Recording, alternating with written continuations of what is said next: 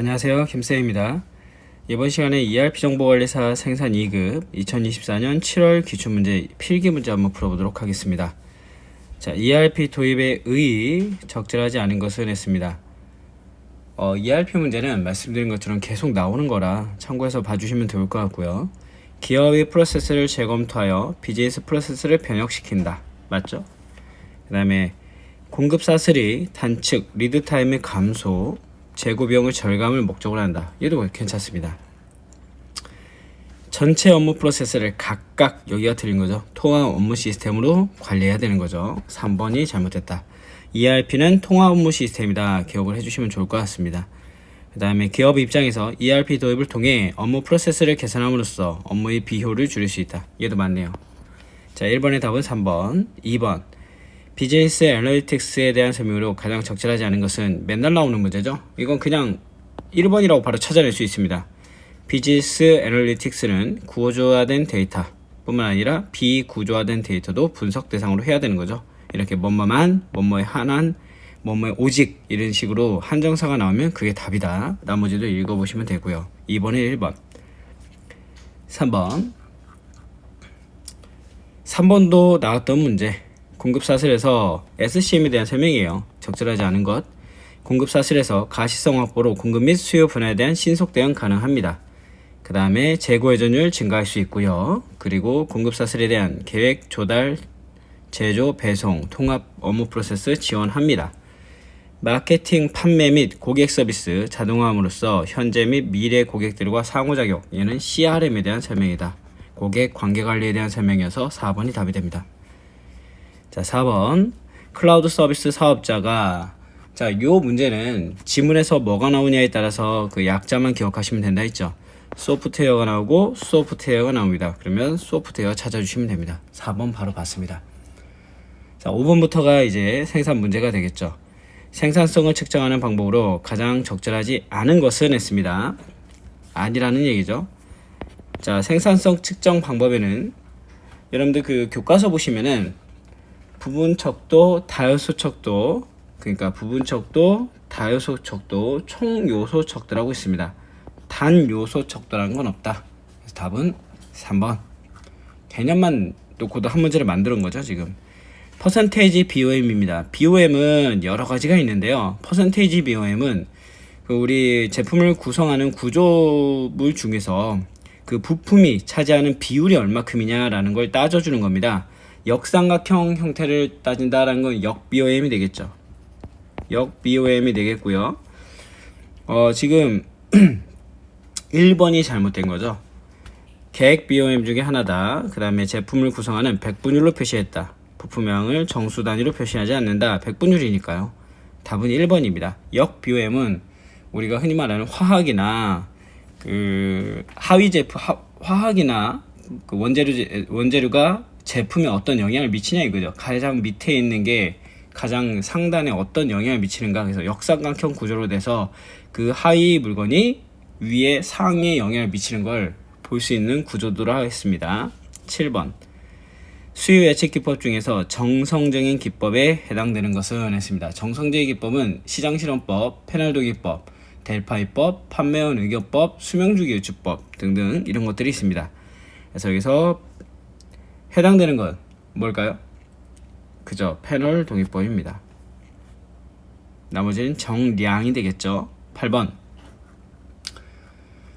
기존 생산 계획 고려할 때 주문 정책이 하나로서 여기가 포인트죠. 필요한 만큼만 생산하고 구매해서 재고를 최소화하는 방법, 로트 퍼 로트라고 합니다. 기억해 주시면 좋을 것 같아요. 그 다음에 FOQ는 픽스, 고정시켜라, 양을 고정시키는 양, 그 발주 조건이고요. 그 다음에 POQ는 주기를 고정시키는 거고요. EOQ는 경제적 발주량이 되겠습니다. 9번. 작업 우선순위를 정할 때 고려 원칙으로 적절하지 않은 것. 최소 공정수. 맞습니다. 최소 여유시간. 얘도 맞죠. 최장 가공시간 아니라 최단 가공시간이죠. 최단 가공시간. 그 다음에 선입선출법. 그 다음에 긴급률 있었습니다. 답은 3번. 간단하게 나온 거예요, 지금. 10번 긴급률 나왔네요. 긴급률 공식 여러분들 기억나시나요? 이게 그렇게 어렵지는 않은데요. 긴급률 공식 자체가 여기서 말하는 현재일에서 그 납기일에서 현재일을 빼주고 그거를 자녀 작업일로 나눠주시면 되겠죠. 다시 한번 옆에다 써보겠습니다. CR은 납기일 마이너스 현재일 그 다음에 작업일입니다. 자, 나눠주면 이렇게 해주시면 되겠죠. 이렇게 해서 나눠주시면 되겠습니다. 그러면 J는 얼마? 2. 그 다음에 얘는 10, U는 10, L은 0.5인가요? 그쵸, 0.5.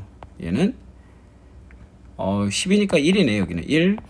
그러니까 지금 가장 급한 거는 0.5라고 되어 있는 이 CR이라는 건요, 긴급률은 1보다 작으면 급하다는 겁니다.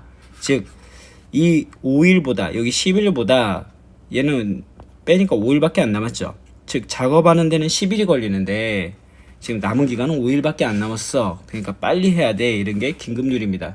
즉 1보다 크면 여유가 있다는 얘기죠.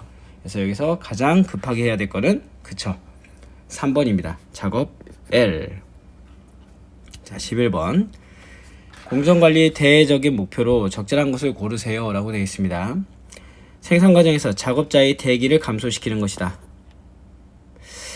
공정관리 대외적인 목표거든요.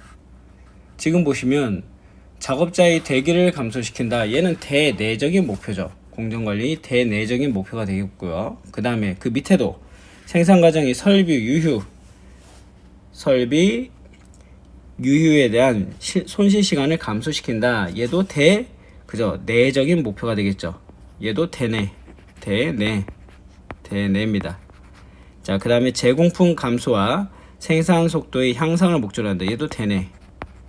여러분들 대외적인 목표는요, 교재에는 그렇게 나와 있어요. 주문 생산의 경우는 물론이고 시장 예측 생산의 경우에도 수요자의 요구에 따라 생산을 해야 하므로 주문자 또는 수요자의 요건을 충족해야 하는데, 이때 납기 또는 일정 기간 중에 필요로 하는 생산량 등의 요구 조건을 준수하기에 생산 과정을 합리화하는 것, 이것을 대외적인 목표라고 한다. 그래서 답은 그죠, 4번이 되는 겁니다.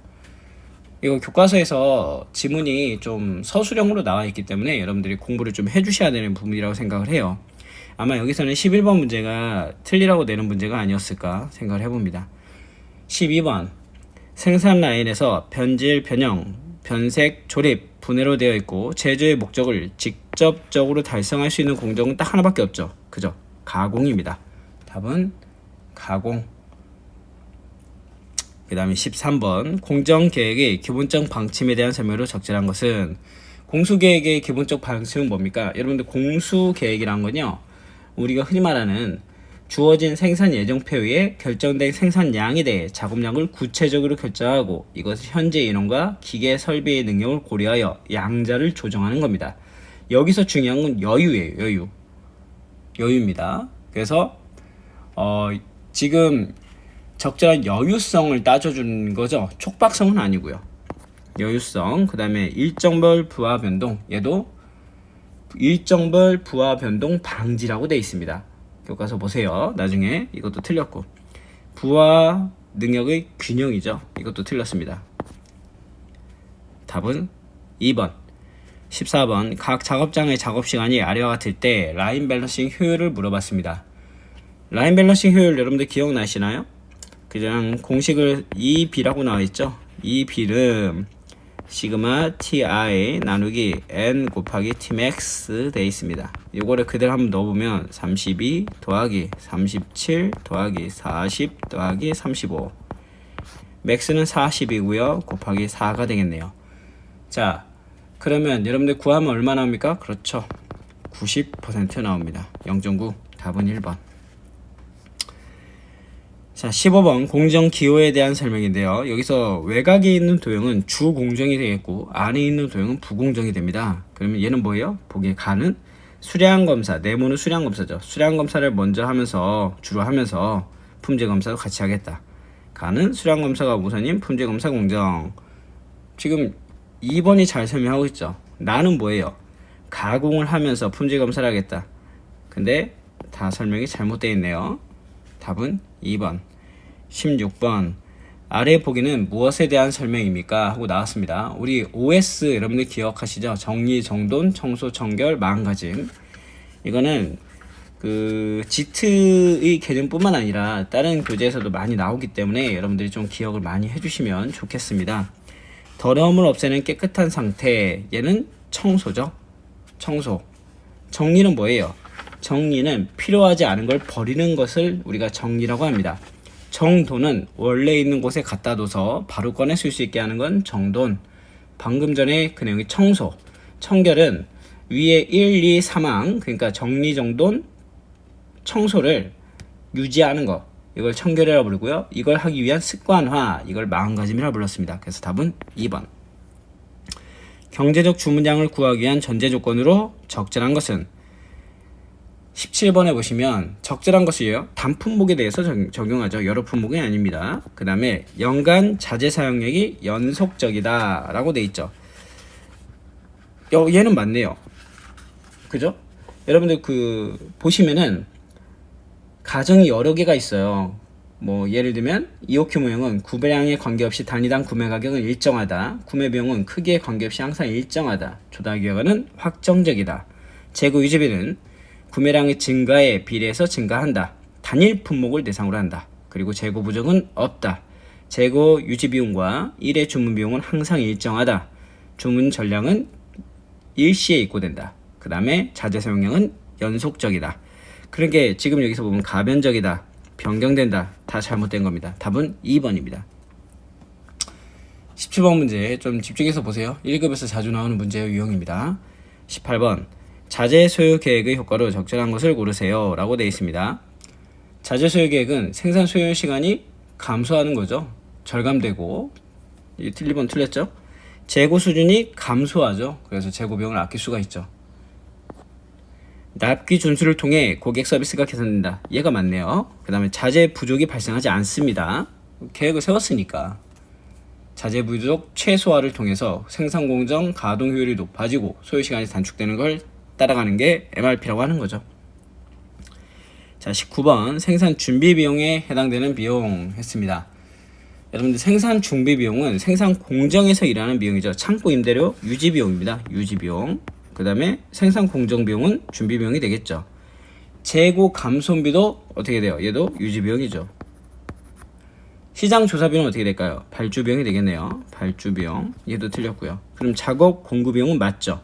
얘도 맞습니다. 그럼 35만 원이 되겠네요. 답은 4번. 이렇게 나온 문제들도 여러분들이 체크하시면 좋을 것 같습니다. 재고 비용에 대해서 말을 한 거죠. 구매 발주비냐, 생산 준비비냐, 재고 유지비냐 물어본 겁니다. 재고 부족비는요, 여러분들 물류에서 나오는 비용이에요. 헷갈리시면 안 됩니다. SCM의 세 가지 흐름이 있죠. 제품과 서비스 흐름, 그 다음에 정보의 흐름, 재정의 흐름이 있습니다. 지금 여기서 하나의 흐름, 공급망 관리에서 세 가지 흐름에 해당하는 것은 무엇입니까? 공정의 흐름 아니고요. 그 다음에 고객의 흐름 없고요. 구매 흐름 아닙니다. 정보의 흐름. 쉽게 나왔네요. 이번 차수에서는 좀 쉽게 나왔습니다. 문제 보시면은 그렇게 어렵지 않습니다. 생산은 노력해 주시고, 그 다음에 1급 공부하시는 분들은 주관식 공부를 좀 열심히 해주셨으면 좋겠습니다. 그럼 바로 실기 문제 풀이 들어가고요. 다음에는 물류 1급 풀이, 생산 1급 풀이 들어가도록 하겠습니다. 지금 현재 물류 요약지 새로 정리해서 강의한 것처럼 생산 요약지도 정리하고 있습니다. 얼추 한 다음 주 정도면 정리가 다 끝날 것 같아요. 그러면 물류 요약 강의 올린 것처럼 생산도 다시 한번 요약 강의를 정리해서 올리도록 하겠습니다. 그리고 나면 인사 같은 경우에는 지금 저번부터 계속 한다 했는데 여유가 안 되면 이론은 우선 나중에 하더라도 기출문제를 좀 먼저 풀어드리도록 하겠습니다. 자, 그러면 수고하셨습니다.